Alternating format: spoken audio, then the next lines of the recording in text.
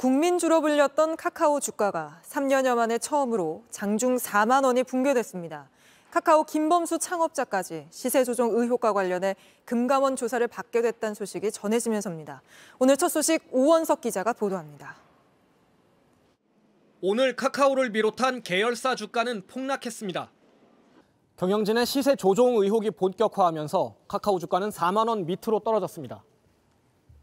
4만 원이 붕괴된 건 3년 반 만인데 2년 전 17만 원대였던 주가가 4분의 1 토막이 난 겁니다.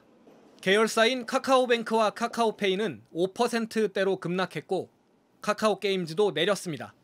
10만 원대 주식을 샀던 주주들은 손절 시점도 찾지 못하고 있습니다. 14만 원 정도의 시세가 되어 있을 때 주식을 매수를 했는데요. 볼 때마다 계속 내려가고만 있어서 사기꾼 같은 느낌이 들어요. 체념한 상태인 것 같습니다. 한때 국민주로 불릴 만큼 개미 투자자가 몰렸지만 이제 주주들은 배신감을 넘어 분노를 느낀다고 말합니다. 이렇게 경영진에서 이런 문제가 있다면 주주한테도 엄청난 피해를 끼치는 행위라고 생각하고 많은 배신감 느끼고요. 카카오 그룹 전체에 대한 좀 불신이 생기지 않을까 그런 생각도 듭니다. 앞으로 전망도 부정적입니다. SM엔터테인먼트 인수 당시 막대한 자금을 끌어다 쓴 데다 미래 성장 동력도 마땅치 않아서입니다.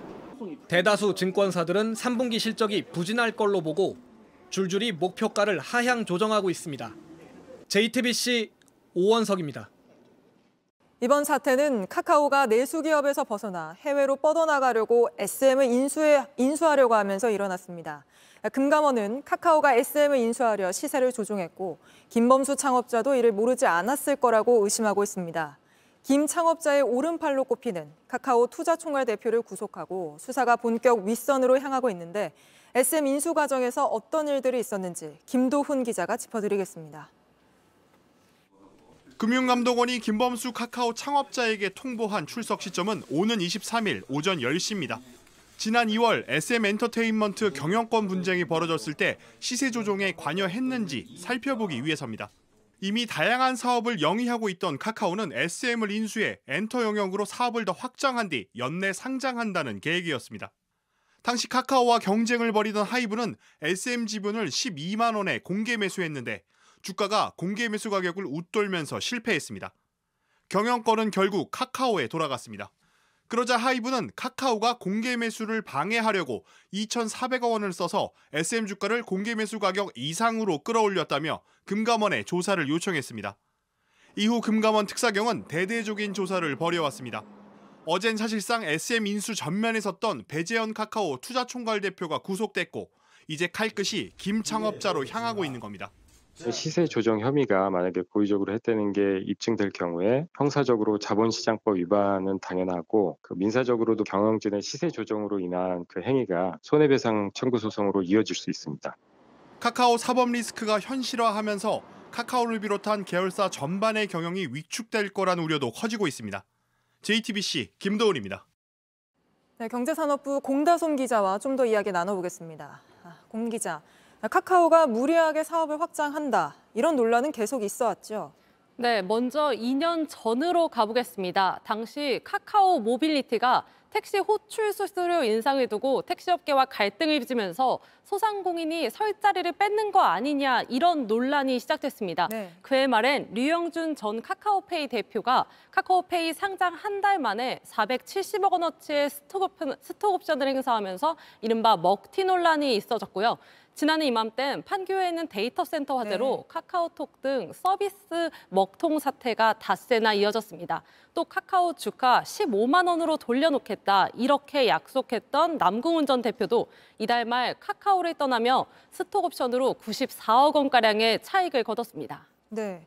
근데 그런 논란 중에서도 특히 문제가 됐던 게 그 문어발식 확장이잖아요. 카카오 택시뿐 아니라 헤어숍, 꽃배달, 별별 업종까지 다 진출하면서 이러다 라이언 상조 서비스까지 생기는 거 아니냐는 비난이 있었는데 지금도 상황은 비슷합니까? 네, 숫자로도 바로 확인이 가능합니다. 카카오의 국내 계열사 개수는 지난해 소폭 감소했지만 올해 반기 만에 다시 146개로 늘었습니다. 146개나 되나요? 네, 맞습니다. 지난해 김성수 카카오 엔터테인먼트 대표는 연말까지 계열사를 30여 개 정리하겠다 이렇게 공언했지만 말과 배치되는 겁니다. 그간 골목 상권을 침해하는 것 아니냐는 비판을 의식해서 문어발식 확장을 멈추겠다고 했지만 결국 말뿐이었습니다. 네, 그중에서도 은행, 카카오뱅크 같은 경우에는 이번 사태로 카카오를 떼게 될 수도 있다고요? 네, 최악의 경우 카카오 없는 카카오뱅크가 될 수도 있다, 이런 전망까지 나옵니다. 카카오는 카카오뱅크의 지분 27.17%를 가진 대주주입니다. 만약 시세 조종 처분이 경영진 개인이 아니라 카카오라는 회사에까지 내려질 경우 금융위원회는 대주주 자격이 없다고 보고 지분 일부를 매각하라, 이렇게 명령할 수 있습니다. 네. 카카오의 대주주 지위가 흔들릴 수 있다는 겁니다.